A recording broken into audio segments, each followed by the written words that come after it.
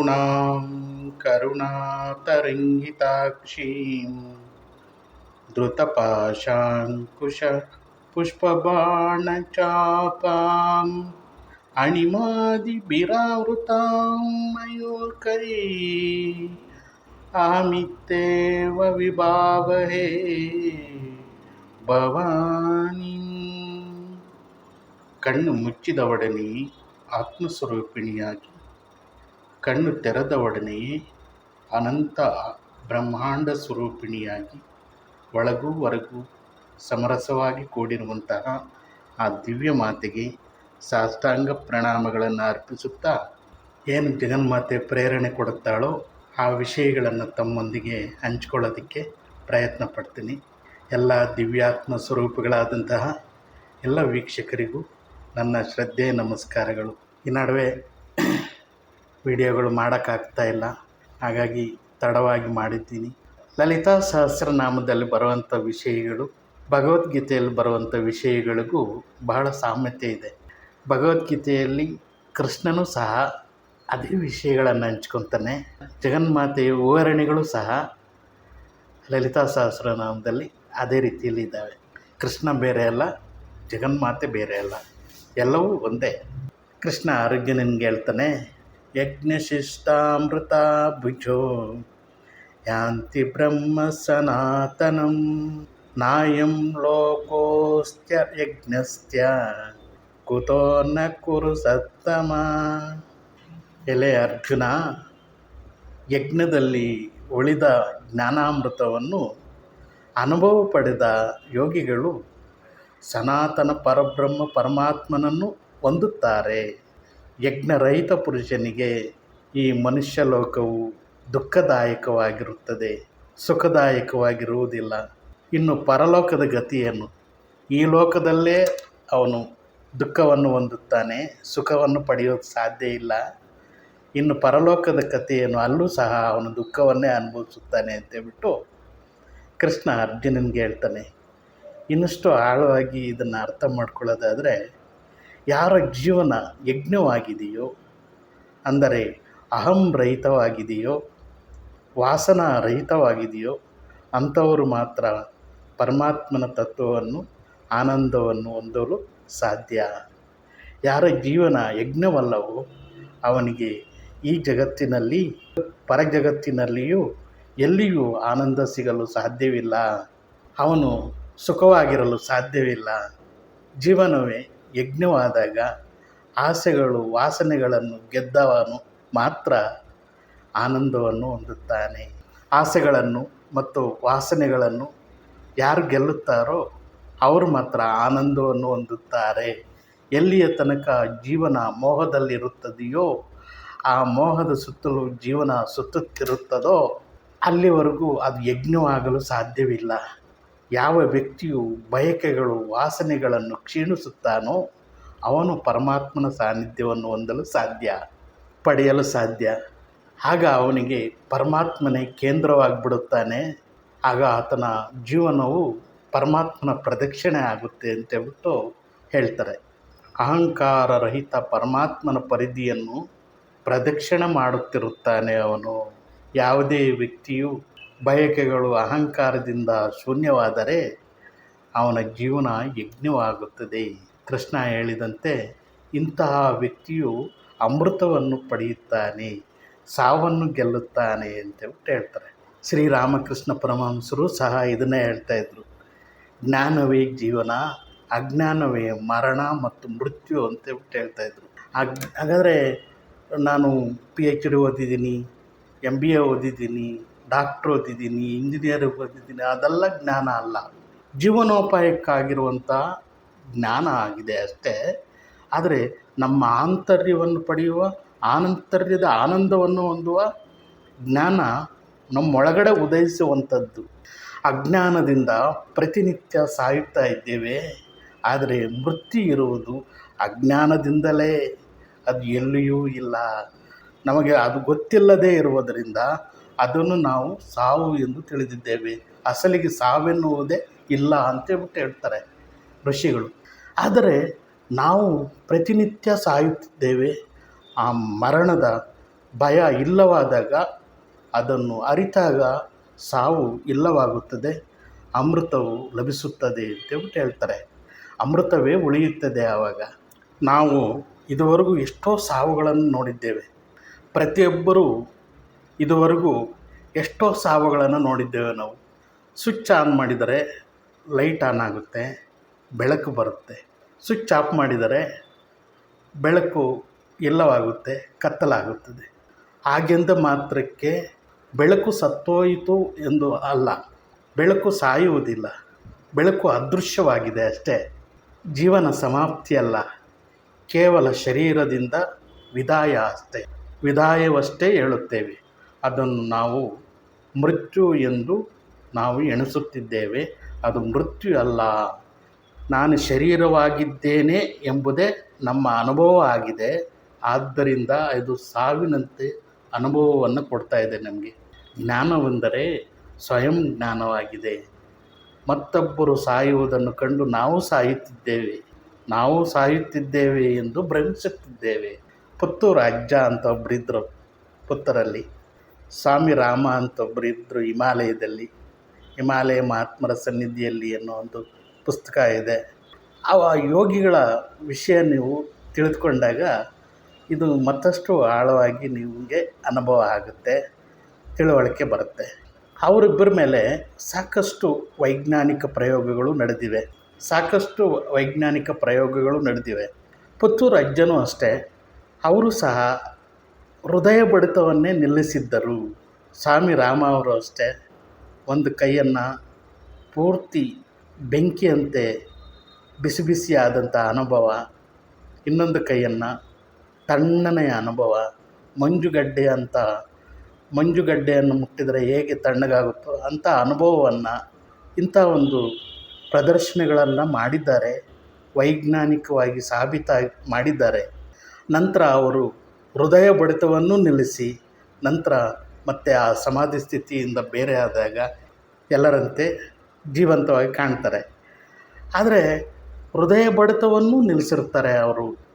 ಆ ಸಮಾಧಿ ಸ್ಥಿತಿಗೆ ಹೋದಾಗ ಅವರು ತಮ್ಮ ಹೃದಯವನ್ನೇ ನಿಲ್ಲಿಸಿದ್ದರು, ಉಸಿರಾಟವನ್ನೇ ನಿಲ್ಲಿಸಿದ್ದರು. ಅನೇಕ ರೀತಿಯ ವೈಜ್ಞಾನಿಕ ಯಂತ್ರಗಳಿಂದ ಅದನ್ನು ಸಾಬೀತು ಮಾಡಿದ್ದಾರೆ. ಅವರು ಸತ್ತಿದ್ದಾರೆ ಅನ್ನುವಂಥದ್ದನ್ನು ಸಾಬೀತಾದ ಮೇಲೆ ನಂತರ ಅವರು ಮತ್ತೆ ಜೀವಂತವಾಗ್ತಾರೆ. ಇಂಥ ಒಂದು ಪ್ರದರ್ಶನಗಳನ್ನೆಲ್ಲ ಕೊಟ್ಟಿದ್ದಾರೆ. ಸಾಕಷ್ಟು ಪ್ರಯೋಗಗಳು ಇದರ ಮೇಲೆ ನಡೆದಿದ್ದಾವೆ. ತಮ್ಮ ಹೃದಯ ಬಡಿತವನ್ನು ನಿಲ್ಲಿಸುವರು ಸ್ವಲ್ಪ ಕಾಲ. ಅವರು ತಮ್ಮ ಹೃದಯ ಬಡಿತವನ್ನು ನಿಲ್ಲಿಸಿರುವರು. ಸ್ವಲ್ಪ ಕಾಲ ಉಸಿರಾಟವನ್ನು ಸಹ ನಿಲ್ಲಿಸಿಬಿಡುವರು. ಅನಂತರ ಮತ್ತೆ ಎಚ್ಚರಗೊಂಡರು. ಒಬ್ಬ ಯೋಗಿಯು ಲಂಡನ್ ಮತ್ತು ಕಲ್ಕತ್ತಾ ರಂಗನ್ ವಿಶ್ವವಿದ್ಯಾಲಯದಲ್ಲಿ ಪ್ರದರ್ಶನ ನೀಡಿ ಮರಣ ಪ್ರಮಾಣ ಪತ್ರವನ್ನು ಪಡೆದಿದ್ದರಂತೆ. ಆ ಬ್ರಹ್ಮಯೋಗಿಯನ್ನು ಈ ಕುರಿತು ವಿಚಾರಿಸಿದಾಗ ಆ ಯೋಗಿ ಹೀಗೆ ಹೇಳ್ತಾರೆ: ಸೂರ್ಯನ ಕಿರಣಗಳು ಹಿಂದಕ್ಕೆ ತೆಗೆದುಕೊಳ್ಳುವಂತೆ ಹಾರುವ ಹಕ್ಕಿಯು ರೆಕ್ಕೆಗಳನ್ನು ಮಡಚಿ ತನ್ನ ಗೂಡಿನೊಳಗೆ ಪ್ರವೇಶ ಮಾಡಿದಂತೆ ನುಗ್ಗಿದಂತೆ, ಅರಳಿದ ಹೂಗಳು ಮುಚ್ಚಿಕೊಳ್ಳುವಂತೆ ನಾನು ಸಹ ಸಂಕುಚಿತಗೊಳ್ಳುತ್ತೇನೆ. ನನ್ನ ಜೀವನದ ಒಳಗೆ ಸಂಕೀರ್ಣನಾಗುತ್ತೇನೆ. ಆನಂತರ ಮತ್ತು ಅನಂತ ಆಕಾಶದಲ್ಲಿ ಹಕ್ಕಿಯಂತೆ ಹಾರಾಡುತ್ತೇನೆ ಎಂದು ಹೇಳುತ್ತಾರೆ. ಎಂಥ ಅದ್ಭುತ ಇದು! ಅಂತಹ ಯೋಗಿಗಳು ನಮ್ಮಲ್ಲಿ ಇನ್ನೂ ಇದ್ದಾರೆ. ಹಾಗೆ ನಮ್ಮೆಲ್ಲರಲ್ಲಿಯೂ ಒಂದು ರಹಸ್ಯ ಸ್ಥಾನವೊಂದು ಇದೆ. ಅದು ಅತೀಂದ್ರಿಯ. ಯಂತ್ರಗಳು ಅದನ್ನು ಗುರುತಿಸಲಾರದು, ಇಂದ್ರಿಯಗಳು ಅದನ್ನು ಗುರುತಿಸಲಾರದು, ಗ್ರಹಿಸಲಾರದು. ಯಂತ್ರಗಳಿಂದ ಅದನ್ನು ಗುರುತಿಸಲಾಗುವುದಿಲ್ಲ, ಇಂದ್ರಿಯಗಳು ಸಹ ಅದನ್ನು ಗ್ರಹಿಸಲಾಗುವುದಿಲ್ಲ. ಅಂತಹ ಇಂದ್ರಿಯಗಳು ಅಂತಂದರೆ ಈ ಕಣ್ಣಿನಿಂದ ನೋಡೋಕ್ಕಾಗಲ್ಲ, ಕಿವಿಯಿಂದ ಕೇಳೋಕ್ಕಾಗಲ್ಲ, ಮೂಗಿಂದ ಸುವಾಸನೆ ಮತ್ತು ರುಚಿಯಿಂದ ಅದನ್ನು ಅರ್ಥ ಮಾಡ್ಕೊಳ್ಳೋಕ್ಕಾಗಲ್ಲ. ಅದನ್ನು ಗ್ರಹಿಸೋದಕ್ಕೆ ಇಂದ್ರಿಯಗಳಿಗೆ ಅಷ್ಟು ಶಕ್ತಿ ಇಲ್ಲ. ಅಂತಹ ರಹಸ್ಯ ಸ್ಥಾನವೊಂದು ನಮ್ಮೊಳಗಡೆ ಇದೆ. ಅಲ್ಲಿವರೆಗೂ ಇಂದ್ರಿಯಗಳು ಪ್ರವೇಶ ಮಾಡೋದಿಲ್ಲ. ಇಂದ್ರಿಯಗಳಿಗೆ ಅಗೋಚರ ಅದು. ಇಂದ್ರಿಯಗಳ ಮೂಲಕವಲ್ಲದ ಜ್ಞಾನಿಗಳು ಇಂದ್ರಿಯಗಳ ಮೂಲವನ್ನು ಬಿಟ್ಟು ಸ್ವಯಂವನ್ನು ಪಡೆಯುತ್ತಾರೆ. ಒಂದು ಕಿರಣ ಅದರ ಅರಿವಾದರೆ ಸಾಕು, ಒಂದು ಮಿಂಚು ಜಲಕ್ಕಾದರೆ ಸಾಕು, ಅಮೃತ ಲಭ್ಯವಾಗಿಬಿಡುತ್ತದೆ. ಆ ಕಾರಣದಿಂದಾಗಿ ಶ್ರೀಕೃಷ್ಣನು ನಮಗೆ ಅರ್ಜುನನ ಮೂಲಕ ತಿಳಿಸುತ್ತಿದ್ದಾನೆ, ಅಜ್ಞಾನ ರೂಪಿಯಾದ ವಿಷವೇ ಮೃತ್ಯು ಅಥವಾ ಸಾವು ಎಂದು ಹೇಳುತ್ತಿದ್ದಾನೆ. ರಸವಿದ್ಯಾ ತಜ್ಞರು ಹೇಳುವಂತೆ ಯಾವುದರಿಂದ ವ್ಯಕ್ತಿಯು ಅಮರನಾಗುತ್ತಾನೋ ಆ ತತ್ವವನ್ನು ಹುಡುಕಬೇಕಾಗಿದೆ. ನಮ್ಮ ಸ್ವಯಂ ಚೇತನವೇ ಅಮೃತವಾಗಿದೆ. ಅದೇ ಅಮೃತ. ಪರಲೋಕವೆಂದರೇನು? ಮರಣದ ನಂತರ ಪರಲೋಕವಿದೆ ಎನ್ನುವುದು ನಮ್ಮ ಮನಸ್ಥಿತಿಯಾಗಿದೆ. ಆದರೆ ಆತ್ಮವು ಸಾಯುವುದಿಲ್ಲ ಎಂದ ಮೇಲೆ ಮರಣದ ನಂತರ ಪರಲೋಕದ ಸಂಗತಿ ಸರಿಯಲ್ಲ. ಪರಲೋಕವು ಈ ಲೋಕದ ಜೊತೆಯಲ್ಲಿಯೇ ಇದೆ, ಈಗಲೇ ಅಸ್ತಿತ್ವವನ್ನು ಹೊಂದಿದೆ. ಅದರ ಬಗ್ಗೆ ನಮಗೆ ಗೊತ್ತಿಲ್ಲ ಅಷ್ಟೆ. ಒಳಗೆ ಮುಖ ಮಾಡಿದರೆ ಪರಲೋಕ, ಹೊರಗೆ ಮುಖವನ್ನು ಮಾಡಿದರೆ ಸಂಸಾರ ಲೋಕ. ನಾವು ಮಾಡಿಕೊಂಡ ಅಂಗಡಿ, ಸ್ನೇಹಿತರು, ಬಂಧು ಬಳಗ ಎಲ್ಲವೂ ಸಂಸಾರವೇ. ಅಂತರ್ಮುಖವಾಗಿದ್ದಾಗ ನಮ್ಮ ಸ್ವಯಂನ ಅಸ್ತಿತ್ವದಲ್ಲಿ ಇರುತ್ತೇವೆ. ಅದು ದೂರದಲ್ಲಿ ಎಲ್ಲೋ ಇಲ್ಲ. ರಾತ್ರಿ ನಿದ್ರೆಯಲ್ಲಿ ಈ ಲೋಕವೆಲ್ಲ ಕಳೆದು ಹೋಗುತ್ತದೆ. ಮಾರುಕಟ್ಟೆ, ಅಂಗಡಿ ಇದೆ ಎಂದು ಮಲಗುವಾಗ ನೆನಪಿರುತ್ತೆ ಅಷ್ಟೇ. ಮಕ್ಕಳು, ಹೆಂಡತಿ, ಬ್ಯಾಂಕ್ ಬ್ಯಾಲೆನ್ಸು, ಸಾಲಗಾರರು ಎಂಬ ನೆನಪು ಇದ್ದರೂ ನಿದ್ರಿಸಿದ ನಂತರ ಎಲ್ಲವೂ ಮಾಯವಾಗುತ್ತದೆ ಅಲ್ವಾ? ಎಷ್ಟು ವಿಚಿತ್ರ ಇದು. ನಿದ್ರೆ ಒಂದು ರೀತಿಯ ಮೂರ್ಛೆ ಅಂತ ಆಗುತ್ತದೆ. ಎಂತಹ ವಿಚಿತ್ರ ಇದು. ಆದರೆ ಧ್ಯಾನವು ಇವೆರಡರ ಮಧ್ಯೆ ಇರುವಂತೆ ಮಾಡುತ್ತದೆ.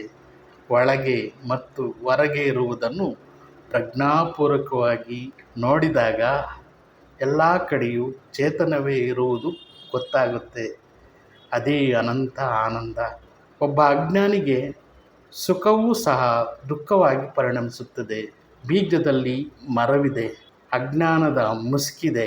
ಬೀಜವು ಕರಗಿ ಮರವಾದಾಗ ಅನಂತವಾಗಿ ಬೆಳೆಯುತ್ತದೆ. ಅದೇ ರೀತಿ ನಮ್ಮೊಳಗಡೆ ಅನಂತ ಆತ್ಮನಿದ್ದಾನೆ, ಆನಂದ ಸ್ವರೂಪ, ಚೈತನ್ಯ ಸ್ವರೂಪ, ಅಮೃತ ಇದೆ. ಅದನ್ನು ವಿಕಾಸ ಮಾಡಲು ಬಿಟ್ಟರೆ ನಾನು ಕರಗಿ ಅನಂತ ಆತ್ಮನಾಗಿ ಬೆಳೆಯುತ್ತೇನೆ. ಆವಾಗ ಮೃತ್ಯು ಆಗ್ಬಿಡುತ್ತಂತೆ. ಮೃತ್ಯುವಿನೇ ಸತ್ತೋಗ್ಬಿಡುತ್ತೆ ಅಲ್ಲಿ. ಇನ್ನು ಮೃತ್ಯುಗೇನು ಕೆಲಸ ಅಲ್ಲಿ? ಆ ಅಮೃತ ತತ್ವವನ್ನು ಪಡಿಬೇಕು ನಾವು. ನೀನು ಅಮೃತ ಪುತ್ರ, ಎದ್ದು ನಿಲ್ಲು, ಅಮೃತವನ್ನು ಹೊಂದು ಎಂದು ಉಪನಿಷತ್ತುಗಳು ಸಾರಿ ಸಾರಿ ಹೇಳುತ್ತವೆ. ಆದರೆ ನಾವು ಈ ಅಜ್ಞಾನದಲ್ಲೇ ಸಿಲುಕೊಳ್ತಾ ಇರ್ತೇವೆ, ಈ ಸಂಸಾರದಲ್ಲೇ ಸಿಗಾಕ್ಕೊಳ್ತಾ ಇರ್ತೇವೆ. ಅದು ಅಜ್ಞಾನ ಅಂತ ಋಷಿ ಮುನಿಗಳು ನಮಗೆ ತಿಳಿಸ್ತಾ ಇದ್ದಾರೆ. ಇಂಥ ಒಂದು ಅಜ್ಞಾನದ ಸ್ಥಿತಿಯಿಂದ ಜ್ಞಾನದ ಸ್ಥಿತಿಗೆ ಹೋಗಬೇಕು ಅಂತಂದರೆ ನಮಗೆ ಯಾವುದಾದ್ರೂ ಒಂದು ಮಾರ್ಗ ಬೇಕು. ಅದು ಲಲಿತಾ ಸಹಸ್ರನಾಮ. ಲಲಿತಾ ಸಹಸ್ರನಾಮದ ಒಂದೊಂದು ನಾಮವೂ ಸಹ ಇಂಥ ಅನುಭವವನ್ನು ಕೊಡುತ್ತೆ. ಭಕ್ತಿಯಿಂದ ಹಿಡಿದು, ಕರ್ಮದಿಂದ ಹಿಡಿದು, ಯೋಗದಿಂದ ಹಿಡಿದು ಎಂಥ ಒಂದು ದಿವ್ಯ ಜ್ಞಾನ ಲಲಿತಾ ಸಹಸ್ರನಾಮದಲ್ಲಿ ಇದೆ. ಅದನ್ನು ವಶಿನ್ಯಾದಿ ವಾಗ್ದೇವತೆಗಳು ಬಂಧಿಸಿಟ್ಟಿದ್ದಾರೆ ಅದರಲ್ಲಿ. ಅಂಥ ಒಂದು ದಿವ್ಯವಾದಂತಹ ಆನಂದವನ್ನು ಹೊಂದೋದಕ್ಕೆ ಈ ಲಲಿತಾ ಸಹಸ್ರನಾಮ ನಮಗೆ ಕೆಲಸ ಮಾಡುತ್ತೆ. ಅಂತ ಲಲಿತಾ ಸಹಸ್ರನಾಮವನ್ನು ಆಳವಾಗಿ ಚಿಂತಿಸಿದಾಗ, ಆಳವಾಗಿ ಧ್ಯಾನಿಸಿದಾಗ ಅದರ ಅರಿವಾಗುತ್ತೆ. 112ನೇ ನಾಮ ಭವಾನಿ ಅಂತ. ಭವಾನಿ ಈ ನಾಮದಿಂದ ಆರಂಭವಾಗಿ 131ನೇ ನಾಮದವರೆಗೆ ಜಗನ್ಮಾತೆಯು ಭಕ್ತರನ್ನು ಆಶೀರ್ವದಿಸುವ ಮಹತ್ವದ ಅಂಶವನ್ನು ವಿವರಿಸಲಾಗಿದೆ. ಭವ ಎಂದರೆ ಶಿವ ಅಂತ ಒಂದು ಮಂಗಳಕರ. ಶಿವ ಎಂದರೆ ಮಂಗಳಕರ, ಭವ ಎಂದರೆ ಶಿವ. ವಿಶೇಷವಾಗಿ ಆತನ ಮಹಾದೇವ ರೂಪ ಮತ್ತು ಆನ ಎಂದರೆ ಜೀವನವನ್ನು ತುಂಬುವುದು. ಶಿವನ ಪತ್ನಿಯಾದ ಮಾತೆಯು ಎಲ್ಲರಿಗೂ ಶ್ರೀಮಾತ ಆಗಿ ಜೀವವನ್ನು ತುಂಬುತ್ತಾಳೆ. ಮನ್ಮಥನನ್ನು ಮರಳಿ ಪಡೆದಿದ್ದರಿಂದ ಅವಳನ್ನು ಭವಾನಿ ಎಂದು ಕರೆಯಲಾಗುತ್ತದೆ. ಶಿವನನ್ನು ಭವ ಎಂದು ಕರೆಯಲಾಗುತ್ತದೆ, ಏಕೆಂದರೆ ವಿಶ್ವವು ಅವನಿಂದ ಸೃಷ್ಟಿಸಲ್ಪಟ್ಟಿದೆ. ಭವ ಎಂದರೆ ಉತ್ಪತ್ತಿ, ಅವನಿಂದ ಪೋಷಿಸಲ್ಪಟ್ಟಿದೆ. ವ್ಯಾಕರಣದ ಪ್ರಕಾರ ಭವ ಮತ್ತು ಭವಾನಿ ಎರಡು ಕ್ರಿಯೆಗಳು ಒಂದೇ ಆಗಿರುತ್ತದೆ. ಸೌಂದರ್ಯ ಲಹರಿ ಇದನ್ನು 22ನೇ ಶ್ಲೋಕದಲ್ಲಿ ಭವಾನಿ ತ್ವಂ ಅಂದರೆ ನೀನು ಭವಾನಿ, ಓ ಪಾವನ ಸಂಗಾತಿಯೇ, ನಿನ್ನ ಕೃಪೆಯ ನೋಟವನ್ನು ನನ್ನ ಮೇಲೆ ಬೀರಲು ಬಯಸಿದಾಗ ನಿನ್ನ ಸೇವಕನು ಭಾವನಾ ಪತ್ನಿಯ ಅಂದರೆ ಭವಾನಿ ಹೆಸರನ್ನು ಉಚ್ಚರಿಸುತ್ತಾನೆ. ಆ ಕ್ಷಣದಲ್ಲಿಯೇ ನೀನು ಅವನಿಗೆ ನಿನ್ನಲ್ಲಿ ಲೀನವಾಗುವಂತಹ ಸ್ಥಿತಿಯನ್ನು ನೀಡುತ್ತೀಯ. ಲೀನತೆ ಎಂದರೆ ಸಂಪೂರ್ಣವಾಗಿ ದೈವಿಕ ಪ್ರಜ್ಞೆಯಿಂದ ತುಂಬಿರುವುದು. ದೈವಿಕ ಪ್ರಜ್ಞೆಯಿಂದ ತುಂಬಿರುವಂತಹ ಸ್ಥಿತಿಯನ್ನು ಲೀನತೆ ಎಂದು ಕರೆಯುತ್ತಾರೆ. ಇಲ್ಲಿ ದೇವರ ಪ್ರಜ್ಞೆಯಲ್ಲಿ ಮುಳುಗಿರುವ ವೈಯಕ್ತಿಕ ಪ್ರಜ್ಞೆಯು ಲೀನತೆಯಾಗಿದೆ. ಮೊದಲು ಎರಡು ಪದಗಳಾದಂತಹ ಭವಾನಿತ್ವಂ ಉಚ್ಚರಿಸಿದ ತಕ್ಷಣ ಜಗನ್ಮಾತೆ ಅವನಿಗೆ ತನ್ನ ಆತ್ಮನಲ್ಲಿ ಲೀನವಾಗಲು ಧಾವಿಸುತ್ತಾಳೆ. ಭವನ ಪತ್ನಿ ಎಂದು ಸಂಬೋಧಿಸಲ್ಪಟ್ಟಿದ್ದಕ್ಕೆ ಅವಳು ತುಂಬ ಉತ್ಸುಕಳಾಗಿದ್ದಾಳೆ ಮತ್ತು ಸಂತೋಷ ಪಡುತ್ತಾಳೆ. ಪದ್ಯ ಪೂರ್ಣಗೊಳ್ಳುವುದರೊಳಗಡೆ ಪದ್ಯ ಪೂರ್ಣಗೊಳ್ಳುವುದನ್ನು ಬಿಡುವುದಿಲ್ಲ, ಅಲ್ಲಿವರೆಗೂ ಕಾಯುವುದಿಲ್ಲ. ತನ್ನ ಆಂತರ್ಯದಲ್ಲಿ ವಿಲೀನವಾಗುವಳು. ಆ ಎರಡು ಪದಗಳನ್ನು ಕೇಳಿದ ಕೂಡಲೇ ಅವಳು ಭವಾನಿತ್ವಂ ಎಂದು ಅರ್ಥೈಸುತ್ತಾಳೆ. ತತ್ವಂ ಅಸಿ ಎಂದು ಅನುವಾದಿಸುತ್ತದೆ. ಈ ಪ್ರಕ್ರಿಯೆಯನ್ನು ಸಾಯುಜ್ಯ ಎಂದು ಕರೆಯಲಾಗುತ್ತದೆ. ಇದು ತಕ್ಷಣ ಮುಕ್ತಿಯನ್ನು ನೀಡುತ್ತದೆ. ಅವಳನ್ನು ಚಿಂತಿಸುವ ಈ ವಿಧಾನವು ಜಪ ಮತ್ತು ಹೋಮಕ್ಕಿಂತ ಹೆಚ್ಚು ಪರಿಣಾಮಕಾರಿಯಾಗಿದೆ. ಮುಕ್ತಿ 4 ವಿಧವಾಗಿದೆ. ಸಾಲೋಕ್ಯ, ಅವನ ಜಗತ್ತಿನಲ್ಲಿ ಸಹಬಾಳ್ವೆ. ಸಾರೋಪ್ಯ, ಭಗವಂತನಂತೆಯೇ ಅದೇ ರೂಪವನ್ನು ಪಡೆಯುವುದು. ಸಾಮೀಪ್ಯ, ಭಗವಂತನಂತೆಯೇ ಸಾಮೀಪ್ಯ. ಸಾಯುಜ್ಯ, ಭಗವಂತನಲ್ಲಿಯೇ ಲೀನವಾಗುವುದು. ಮೊದಲನೆಯದು ಕ್ರಮೇಣ ಕೊನೆಯದಕ್ಕೆ ಕಾರಣವಾಗುತ್ತದೆ. ಆದರೆ ಭಗವಂತನೊಂದಿಗೆ ಸಾಯುಜ್ಯ ಸ್ವಯಂ ಗುರುತಿಸಿಕೊಳ್ಳುವಂತಹ ಚಿಂತನಾ ಪ್ರಕ್ರಿಯೆ ತ್ವರಿತ ಮುಕ್ತಿಗೆ ಕಾರಣವಾಗುತ್ತದೆ. ಭಾವನಾ ಗಮ್ಯ 113ನೇ ನಾಮ. ಆಕೆಯನ್ನು ಮಾನಸಿಕವಾಗಿ ಭಾವನಾತ್ಮಕವಾಗಿ ಅರಿತುಕೊಳ್ಳಬೇಕು. ಧ್ಯಾನ ಎಂದು ಕರೆಯಲ್ಪಡುವಂತಹ ಆಂತರಿಕ ಪೂಜೆ ಅಥವಾ ಮಾನಸಿಕ ಪೂಜೆಯನ್ನು ಇಲ್ಲಿ ಉಲ್ಲೇಖಿಸಲಾಗಿದೆ. ಈ ವ್ಯಾಖ್ಯಾನ ಸರಿಯಾಗಿದ್ದರೆ ಅಂತರ್ಮುಖ ಸಮಾರಾಧ್ಯ ಎಂಬ ಅರ್ಥವನ್ನು ನೀಡುತ್ತದೆ. ಬಹುಶಃ ಈ ನಾಮವು ಕುಂಡಲಿನಿ ಧ್ಯಾನದ ಮೂಲಕ ಆಕೆಯ ಆಂತರಿಕ ಪೂಜೆಯನ್ನು ವಿವರಿಸುವ ಭಾವನಾ ಉಪನಿಷತ್ತನ್ನು ಸೂಚಿಸುತ್ತದೆ. ಶ್ರೀವಿದ್ಯಾ ಪೂಜೆಯ ಮುಂದುವರಿದ ಹಂತಗಳಲ್ಲಿ ನವಾವರಣ ಪೂಜೆ, ಶ್ರೀಚಕ್ರ ಪೂಜೆ ಮುಂತಾದ ಎಲ್ಲ ಬಾಹ್ಯ ಆಚರಣೆಗಳು ತಾನಾಗಿ ನಿಂತು ಹೋಗುತ್ತವೆ. ಭಾವನಾ ಉಪನಿಷತ್ತಿನ ಪರಿಭಾಷೆಯಲ್ಲಿ ಧ್ಯಾನವು ಆಂತರಿಕ ಪರಿಶೋಧನೆಯ ಮೂಲಕ ಸಾಧಕನನ್ನು ಆಂತರಿಕ ಪೂಜೆಗೆ ಕರೆದೊಯ್ಯುತ್ತದೆ. ಈ ಉಪನಿಷತ್ತು ಜ್ಞಾನಿ, ಜ್ಞಾನ ಮತ್ತು ತಿಳಿದಿರುವ ಒಕ್ಕೂಟಗಳನ್ನು ಒತ್ತಿ ಹೇಳುತ್ತದೆ. ಈ ನಾಮಕ್ಕೆ ಮತ್ತೊಂದು ವ್ಯಾಖ್ಯಾನವಿದೆ. ಧ್ಯಾನವು 2 ವಿಧವಾಗಿದೆ ಎಂದು ಹೇಳುತ್ತದೆ. ಒಂದು ಮಂತ್ರದ ಸಹಾಯದಿಂದ ಮಾಡುವಂಥ ಧ್ಯಾನ ಮತ್ತು ಇನ್ನೊಂದು ಮಂತ್ರದ ಅರ್ಥದೊಂದಿಗೆ ಧ್ಯಾನ ಮಾಡುವುದು. ಉದಾಹರಣೆಗೆ, ಒಬ್ಬ ಪಂಚದಶಿ ಮಂತ್ರವನ್ನು ಮಾನಸಿಕವಾಗಿ ಪಠಿಸುವ ಮೂಲಕ ಧ್ಯಾನ ಮಾಡಬಹುದು. ಎರಡನೇ ವಿಧವೆಂದರೆ ಮಂತ್ರದ ಅರ್ಥವನ್ನು ತಿಳಿದು ಅರ್ಥ ಮಾಡಿಕೊಳ್ಳುವುದು ಮತ್ತು ಅಂತಹ ಮಂತ್ರಗಳ ಅರ್ಥವನ್ನು ಧ್ಯಾನಿಸುವುದು. ಎರಡನೆಯದನ್ನು ಹೆಚ್ಚು ಶಕ್ತಿಶಾಲಿ ಎಂದು ಪರಿಗಣಿಸಲಾಗಿದೆ. ಶ್ರೀವಿದ್ಯಾ ಪಂಥವು ಗುರುವಿಗೆ ಹೆಚ್ಚಿನ ಪ್ರಾಮುಖ್ಯತೆಯನ್ನು ನೀಡುತ್ತದೆ ಮತ್ತು ಆದ್ದರಿಂದ ಒಬ್ಬನು ತನ್ನ ಗುರುಗಳನ್ನು ಅನುಸರಿಸಬೇಕಾಗುತ್ತದೆ. ಆದರೆ ಬಾಹ್ಯ ಆಚರಣೆಗಳಿಗಿಂತ ಆಂತರಿಕ ಪೂಜೆ ಪರಿವರ್ತನೆ ಬಹಳ ಮುಖ್ಯ.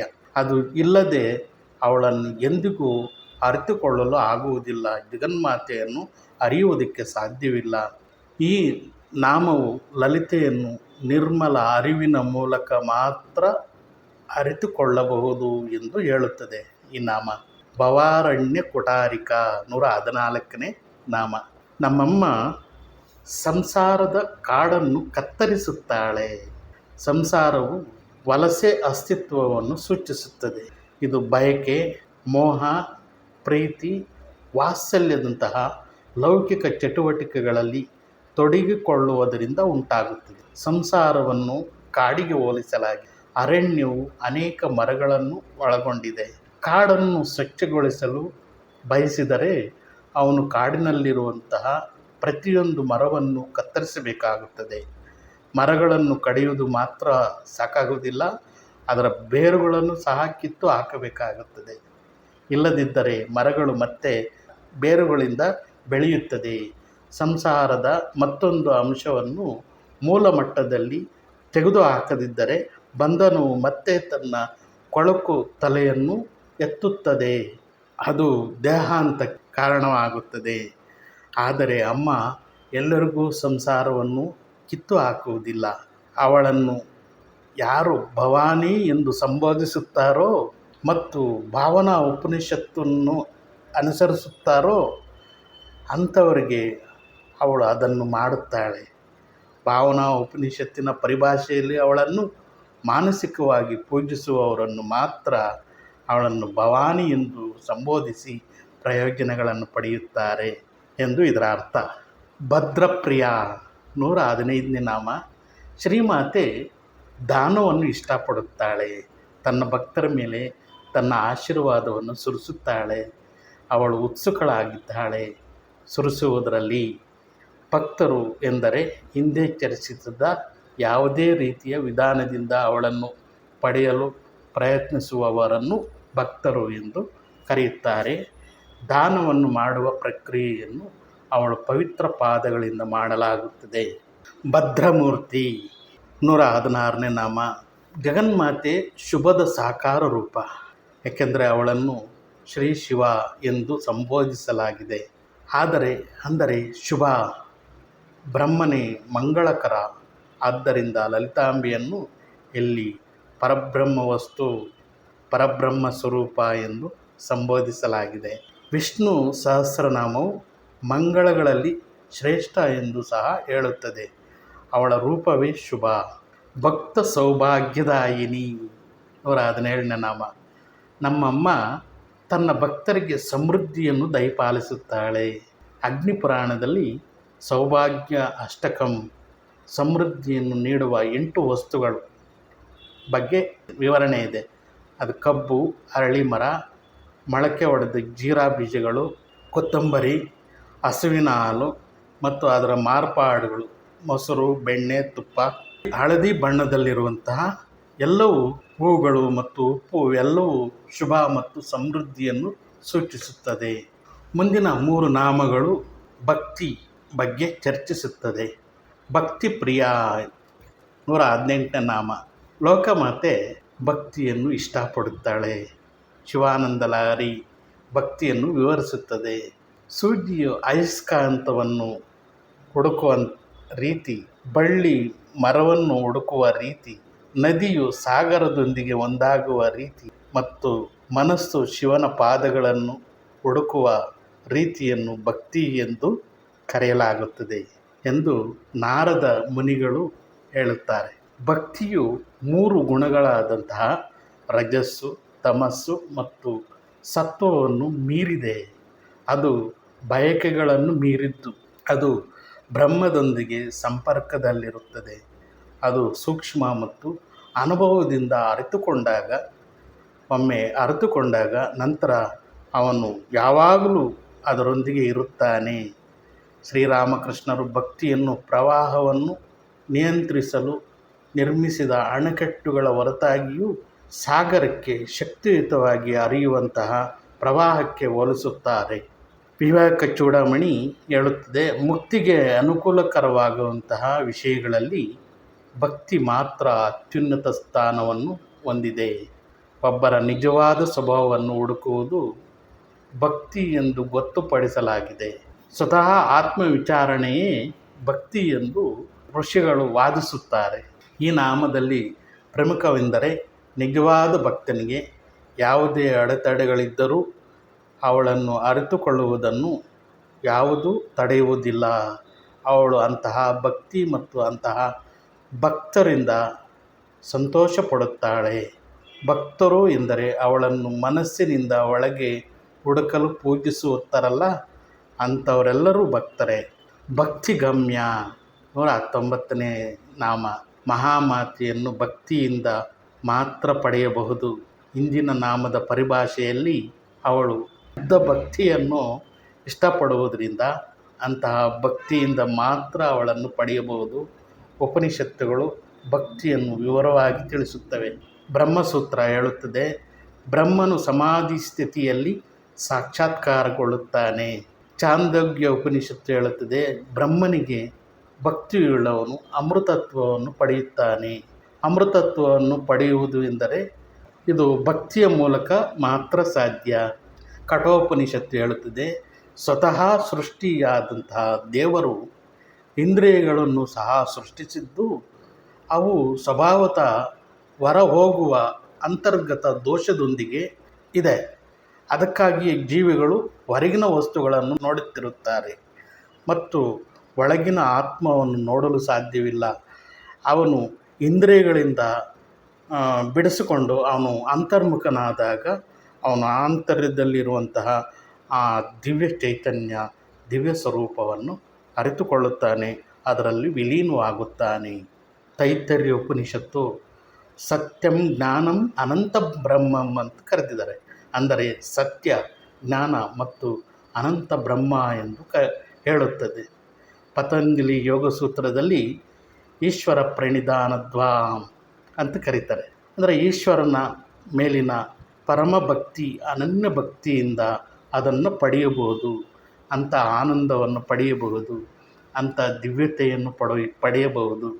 ಅಂಥ ದಿವ್ಯ ಚೈತನ್ಯದೊಂದಿಗೆ ನಾವು ಗುರುತಿಸಿಕೊಂಡಾಗ, ಅಂಥ ದಿವ್ಯ ಚೈತನ್ಯವನ್ನು ಧ್ಯಾನಿಸಿದಾಗ, ಆ ಆನಂದವನ್ನು ಪಡೆದಾಗ ನಾವು ಮೃತ್ಯುವಿನಿಂದ ಆಚೆ ಬರ್ತೇವೆ. ಹೇಗೆ ಹಾವು ಪೊರೆಯಿಂದ ಆಚೆ ಬರುತ್ತೋ ಹಾಗೆ ಮೃತ್ಯುವಿನಿಂದ ಆಚೆ ಬರ್ತೇವೆ. ಆವಾಗ ಈ ಥರ ಶರೀರಗಳನ್ನು ಎಷ್ಟೋ ಬದಲಾಯಿಸಿದ್ದೇವೆ, ನಮಗೆ ಮಾತ್ರ ಸಾವಿಲ್ಲ ಎನ್ನುವ ಅರಿವು ನಮಗೆ ಒಂದಿನ ಆಗುತ್ತೆ. ಪರಮಾನಂದ ಸ್ವರೂಪದ, ಅನಂತ ಆನಂದ ಸ್ವರೂಪದ ಆತ್ಮಜ್ಞಾನವಾಗಿದೆ. ಅಂಥ ಆತ್ಮಜ್ಞಾನ ತಮಗೆಲ್ಲರಿಗೂ ಸಿಗಲಿ ಎಂದು ಜಗನ್ಮಾತೆಯಲ್ಲಿ ಬೇಡುತ್ತಾ, ಸರ್ವೇ ಜನೋ ಸುಖಿನೋ ಭವಂತು, ಸಮಸ್ತ ಸನ್ಮಂಗಳಾನಿ ಭವಂತು. ಮತ್ತು ಮುಂದಿನ ವಿಡಿಯೋದೊಂದಿಗೆ ನಿಮ್ಮೊಂದಿಗೆ ಬರುತ್ತೇನೆ. ನಮಸ್ಕಾರ.